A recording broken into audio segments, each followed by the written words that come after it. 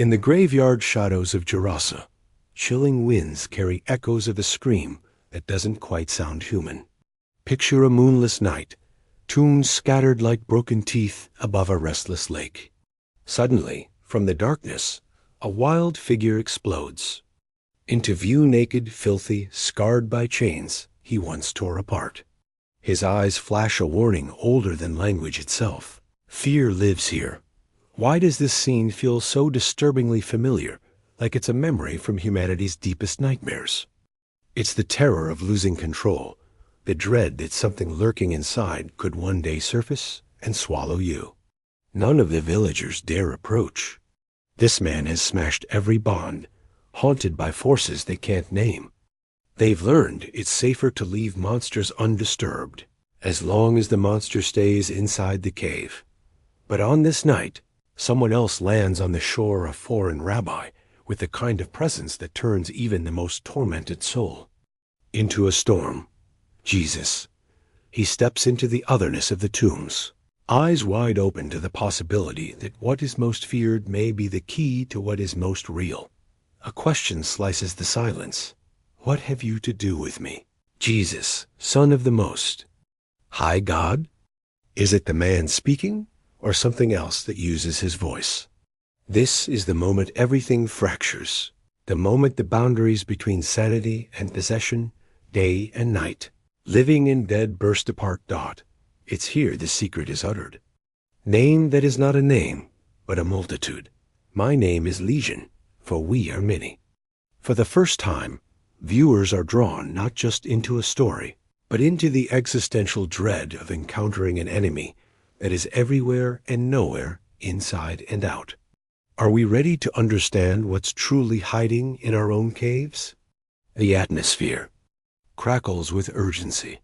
Villagers, having heard the commotion, cluster at a distance, some crossing themselves, others just clutching stones.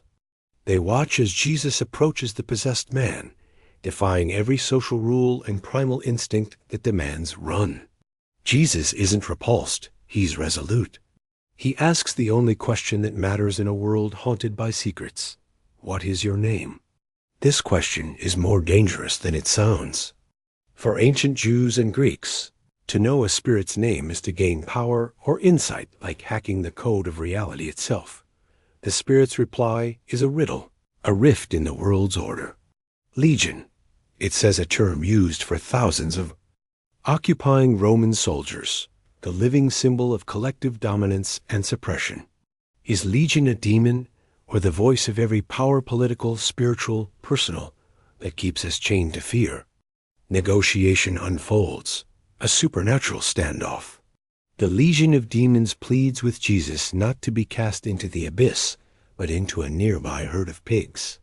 To modern ears, it sounds bizarre: crowds, animals, spirits in flux, but for ancient audiences, every detail drips with taboo, ritual impurity, and social outrage. Meanwhile, the villagers' horror deepens. The man in the cave was their cautionary tale, a warning to behave, lest you be exiled with your own inner demons. Now, even that fragile safety feels threatened. What makes this man so dangerous? Is it really the darkness within him, or what? He might reveal to the world if set free. Suddenly, power shifts. With a word, Jesus grants Legion's request. A herd of 2,000 pigs suddenly convulses, squealing, maddened, running wild before they stampede off a cliff into the dark waters. Below. It's a scene destined to explode viral on social media. Evil cast out, self-destructs before everyone's eyes, and then silence. The formerly possessed man sits clothed, lucid, changed. But the villagers aren't grateful. They're terrified.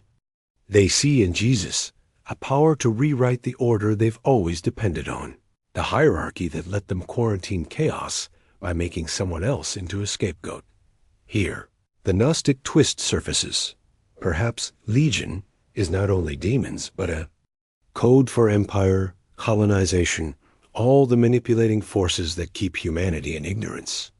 By confronting Legion, Jesus exposes not just unclean spirits, but the machinery of mass control, spiritual and political alike. But there's a moral conundrum. Why did the innocent pigs die? What happened to the spirits after? Did evil drown, or only hide deeper? The townspeople begged Jesus to leave, preferring the known pain of chains to the raw uncertainty of real change. As dawn edges over the hills, the air feels thinner, charged with the aftermath of spiritual war. The outcast, who'd been left for dead by his people, stands transformed, his face a battlefield at peace. That Jesus faces a crossroads. A healed man begs to follow him, but Jesus sends him back. Go home to your friends and tell them how much the Lord has done for you, he says. In a world obsessed with purity and fear, the once madman is now the first evangelist to the Gentiles, spreading his own gospel of awakening. Underneath, the real antagonists squirm. The world's systems of authority, the rules that determined who was safe and who was expendable. The event in the cave is more than an exorcism, it's an uprising.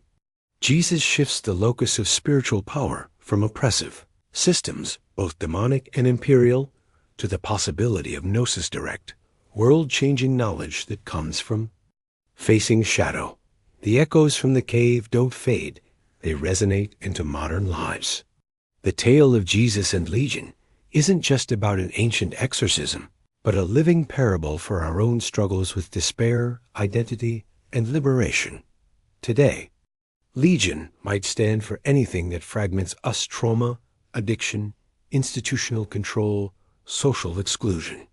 The healing comes not from exile, but from naming and facing what haunts us. The man once known only by his chains becomes a beacon. His transformation from monster to messenger reverberates across generations.